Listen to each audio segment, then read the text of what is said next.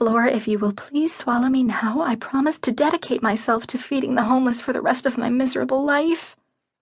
A hand gently grasped my upper arm. It was warm and big, the fingers going all the way around. No need to sacrifice yourself to the Vegas gods on my account, said the cowboy. I'll be fine. I'm just gonna go wash up. He leaned in close to my ear and whispered, Watch my chips for me, would you? I'm on a roll and I don't want to leave just yet. I nodded, sitting down in the chair he'd vacated, staring at his wide back and trim waist as he walked away. Holy shit, is this really happening? I sat up straighter, turning to face the dealer. I picked up a few of the chips, reading the amounts on their faces. Assuming my math brain hadn't completely abandoned me in my moment of crisis and had allowed me to calculate correctly, there was over $1,000 sitting in front of me, and the cowboy had just walked away and left it with me. Is he crazy? Am I being punked? No, I can't be in the middle of being punked when it's my own fault that I'm in this situation. I looked down at my feet, my aching feet. The heels were the problem. They were the cause of my complete humiliation. Not only did I let men run all over me in my pitiful life, I let my girlfriends do it too. Kelly and Candace had insisted my practical heels were totally impractical in Vegas. The whole idea made me feel angry and sad and reckless all at the same time.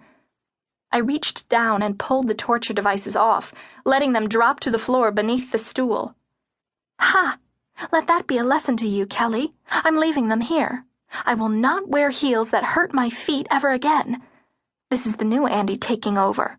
No more railroading, no more bossing me around, no more telling me what to do. Are you in or out? Asked the dealer. If you don't place your bet, you're going to have to leave the table. My mouth dropped open as he stared at me. Are you talking to me? I squeaked out. Yes, I'm talking to you. He glanced at the chips in front of me. This is a $10 minimum table. So much for people not telling me what to do anymore. I picked up a couple chips, my fingers not really wanting to cooperate. Could I spend the cowboy's money while he was in the bathroom cleaning up my mess? Wouldn't that violate every rule of socially acceptable behavior ever written? I put 2 chips down on the table, mimicking the actions of the person on my right. I had no idea how much money it was. The old man to my left gave me a smile, revealing perfectly straight dentures and bright pink gums.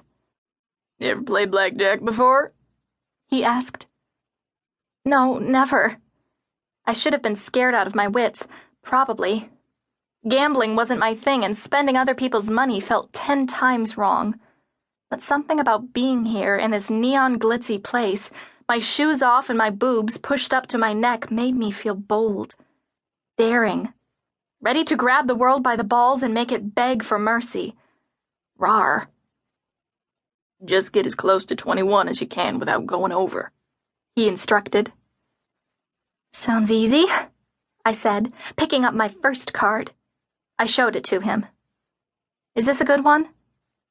He nodded and leaned over to whisper in my ear. Soft hand. I held out my fingers in front of me, smiling. Thank you. I use hand cream to keep them moisturized. Now your hand the card. That's an ace. Possibility of a soft hand.